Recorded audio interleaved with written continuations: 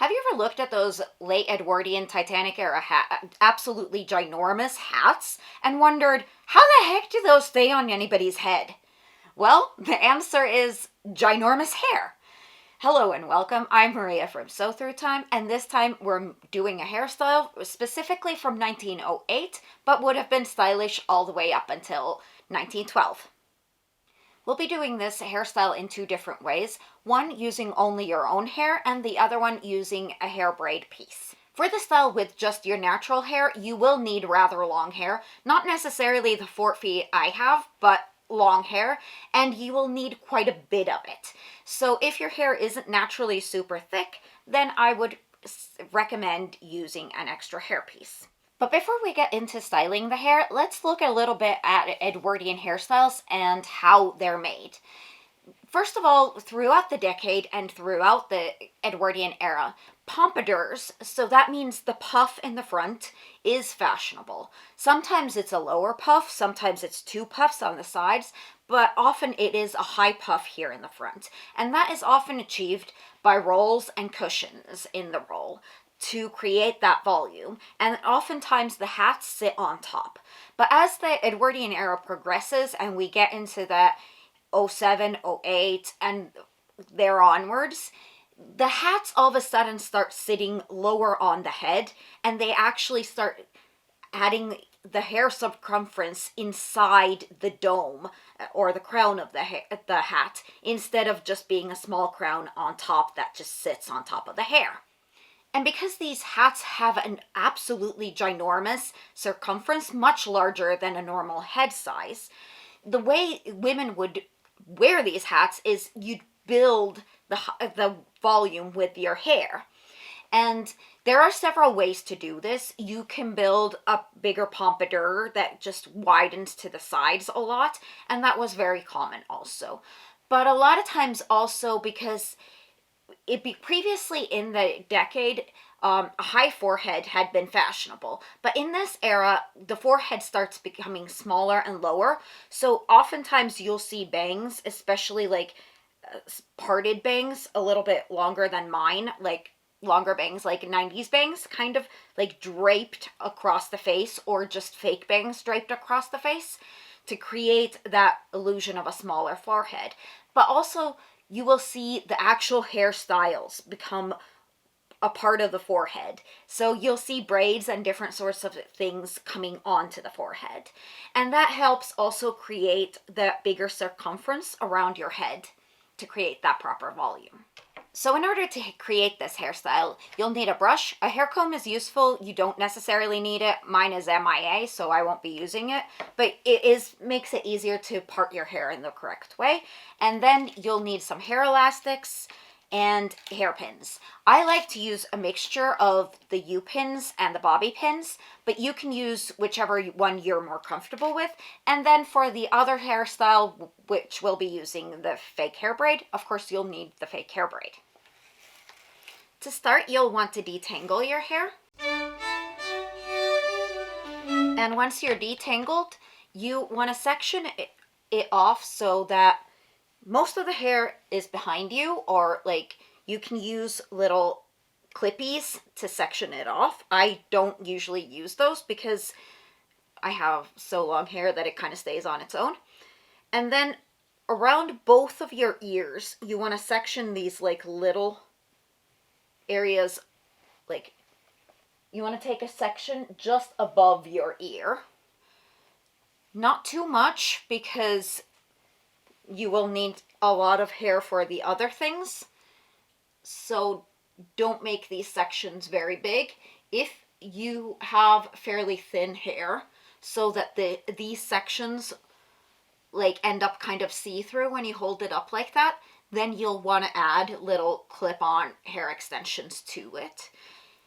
But otherwise, you can just get away with back combing a little bit. How much you need to back comb depends on your hair texture, because you don't want to make this super frizzy, but you do want to give it a little bit of hold. Then you want to make sure that the rest of your hair stays away from this, because I have bangs. You don't need bangs for this style. Actually, they can kind of be in the way, because the idea of this hairstyle is that we create kind of like this faux hairline here on your forehead. So the idea is to drop the hairline so that it becomes lower on your forehead. And once I've taken the hair to the side of my face, I want to pin it here again behind my ears. And I find that the best way to pin this is do 2 bobby pins so that they cross each other here on the side. That kind of secures the hair in place.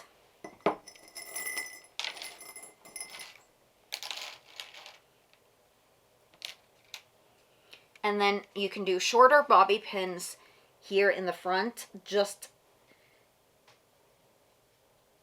every once in a while, like just to hold it in place, because you want to keep it so that it doesn't move around a lot, so that it can't fall onto your face.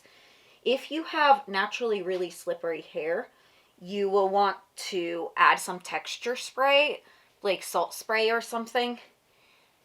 Historically, they would have used as a texture spray a curling spray, and that would be glycerin based.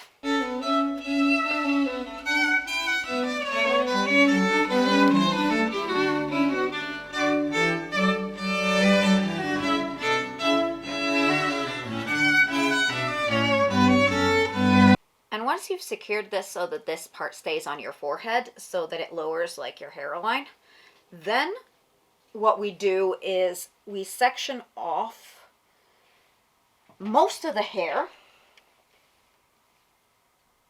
You want to leave here at the back of your head enough hair to create a bun.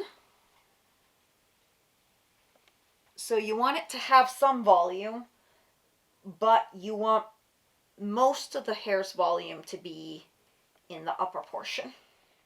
And once we have this sectioned off, you want to make sure that all the hair goes in the right direction, because you don't want to end with weird lumps and bumps in this portion. And then you bring it to the side, kind of like a 90s high ponytail on the one side, really high on the top of your head. And then from the center, you want to tilt it to, you can do it either side. I just naturally feel like it tilts better this way. And then you secure it with an elastic. Historically, and they wouldn't be like store-bought elastics like this. It would rather be an elastic, like just tied in a bow. But of course, store-bought ones are perfectly fine.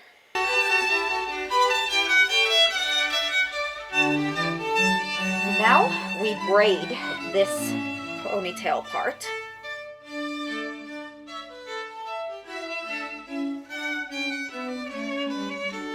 And again, if you have thinner hair, you can backcomb these sections. You can add the false hair to this if you want.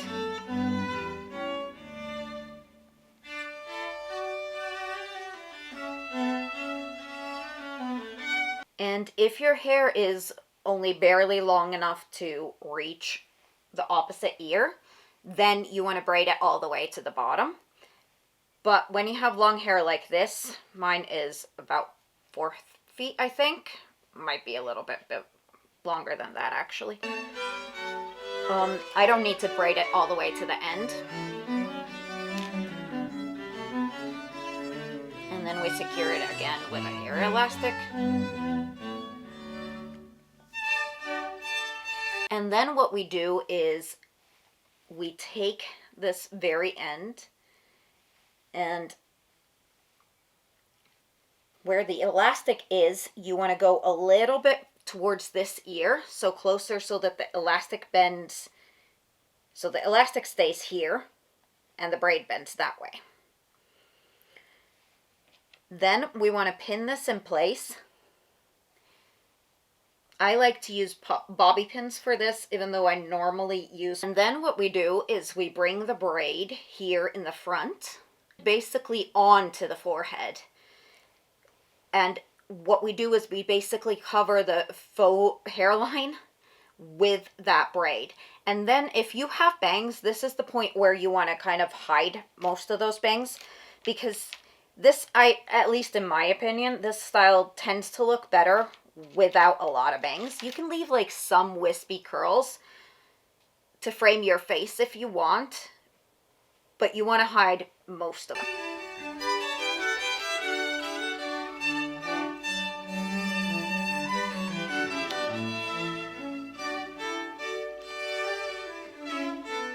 And once we've secured it here past the ear, we can leave this end just kind of flopping there for a bit.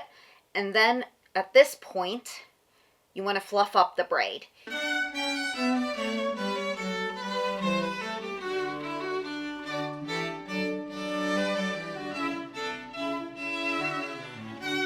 And if you do use these like U-shaped hairpins, the way to secure it is you want to first stick it in the opposite direction where you will actually put it. Then you put it through the hair a little bit and twist and turn all the way around, and then poke all the way in. And that will secure it to your head. It is super secure. It has that twisted part of the hair, so it will not budge. We can take the elastic off from this end and tie it a little higher because we don't need this extra bit of braid. You want to leave a little bit, but not a huge amount.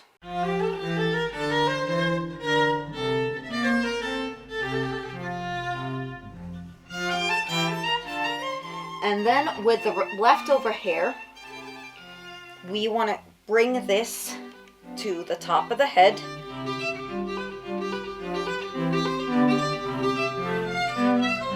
And then you want to create a bun out of this. If you have shorter hair, you can do a more traditional bun. Because around itself and like knot and work in the ends.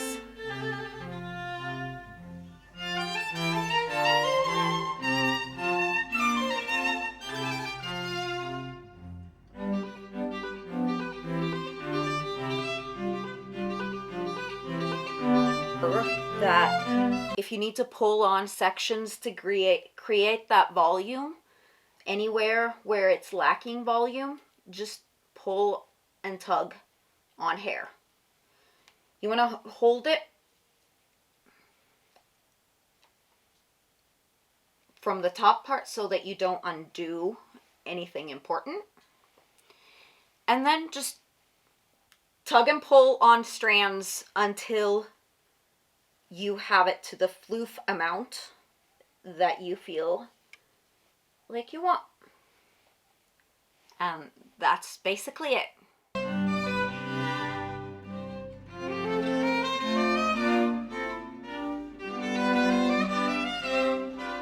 And now let's do the same hairstyle, but with the faux braid. Okay, so now here we're back at the point where you have that faux hairline made with these two strands.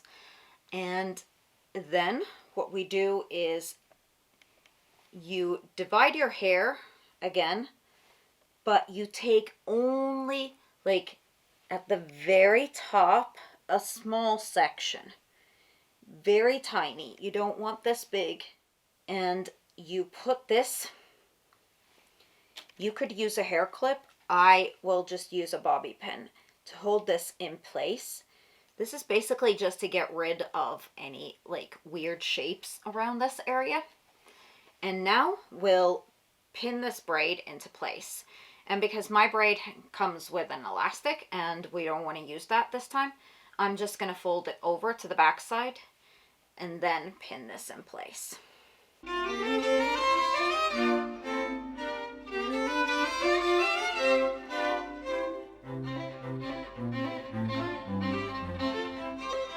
And then bringing this in the front, you just pin this into place.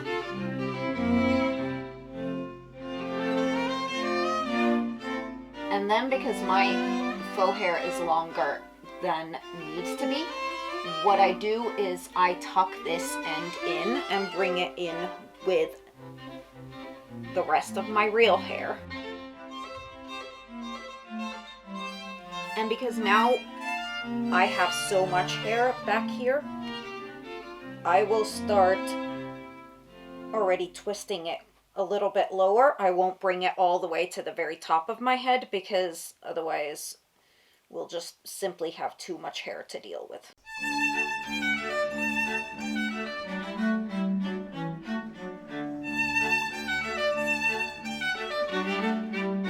And now to make sure, because now we have so much hair here, we want to make sure that the volume isn't too much just up, that it creates this volume around. You want to kind of pull on the strands quite a bit to create volume in the back as well. You could also use hair cushions for this area. Like you could have put like kind of one of those banana hair cushions in the back and just wrap the hair around that to give it more volume. But because there's just honestly so much hair right now that I do not want to do that.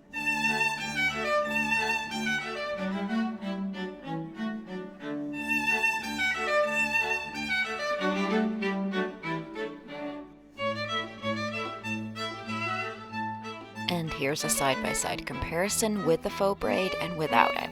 As you can see, it has a surprisingly small impact on the overall look of the hairstyle. This hairstyle ends up changing my hat size from a smidge under 23 inches to a whopping 27 inches. And this hairstyle doesn't even have any hair cushions. So as you can see, it can easily alter the volume of your head quite significantly. I'm wearing this hairstyle today with a 1910 dress. I hope you enjoyed this video, and if you did, please hit that like button because it really does help out in this universe. And I hope to see you again next time. Bye!